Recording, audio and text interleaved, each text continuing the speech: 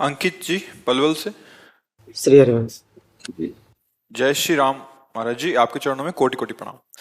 प्रभु जी मेरा प्रश्न ये है कि क्या हम अपने दिमाग को इतना तेज कर सकते हैं कि कोई भी चीज को एक बार सुने फिर उसे कभी ना भूलें? ब्रह्मचर्य, ये ब्रह्मचर्य से हो सकता है, और तो इतनी सामर्थ्य नहीं है।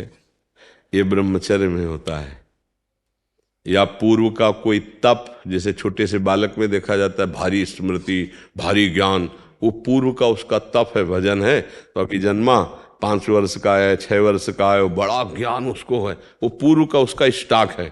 पर इस जन्म में हम स्मृति को अगर, तो वो ब्रह्मचर्य ही है। अगर हम ब्रह्मचर्य का नाश करेंगे तो स्मृति नहीं रहेगी। एक सीधा उत्तर है, आपका खान पान ठीक हो, आपका ब्रह्मचर्य ठीक हो, सात्विक भाव हो, तो स्मृति जागृत हो जाएगी। लेकिन गुरुदेव महाराज, मैं तो मतलब शादीशुदा हूँ गुरुदेव मेरी। तो ब्रह्मचर्य धर्म पूर्वक गृहस्थी में भी तो रहा जाता है। शादीशुदा का मतलब बेविचारी थोड़ी होता है।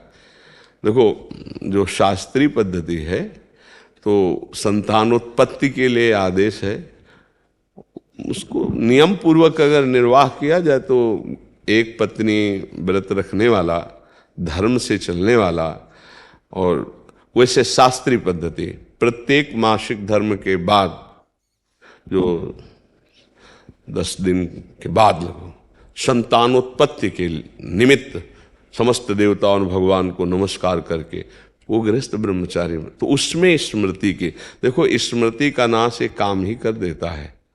कामा संजायते क्रोधा, क्रोधा स्मृति विभ्रमा, और स्मृति भ्रंशात बुद्धिनाशो, और बुद्धिनाशात प्रणश्यति। तो अगर हमारा निष्काम भाव हो तो हम स्मृति वाले बने, तो गृहस्थी कोई निंदनीय थोड़ी है, कोई निंदनीय नहीं। देखो, हम जब शास्त्रों में पढ़ते हैं तो गृहस्थ जनों ने, जिनके बड़े बड़े धर्मात्मा संतानें हुई, उनकी बात, काफी दिनों तक ब्रह्मचर्य रह करके संयम से फिर गर्भाधान हुआ और फिर ब्रह्मचर्य से रहे, तो उनकी संतानें बड़ी प्रज्ञावान, बड़ी विवेकवान धर्म। ये जो गरुण जी का जन्म हुआ ना, तो 10,000 वर्ष तक ब्रह्मचर्य रहे थे कश्यप जी। उस समय तो मतलब लाखों वर्ष की जीवनायु होती थी। 10,000 वर्ष तक ब्रह्मचर्य रह करके, और जब विनता जी के गर्भ में, तो फिर उनसे भगवान गरुण जी का प्रादुर्भाव, महाबली गरुण जी, और एक छोटे बड़े पुत्र अरुण जी, वो सूर्य भगवान के सारथी बने। कई हमने ऐसे ब्रह्मचर्य रहकर नाम जप करते हुए धर्म से चले, और फिर संतान, तो उससे फिर अब पशुवत आचरण तो कहीं आदेश नहीं किया गया है। गृहस्थी में भी अगर जैसे मानो 20-22 वर्ष तक ब्रह्मचारी रहा, फिर गृहस्थी में गया तो परिपक्व फसल है।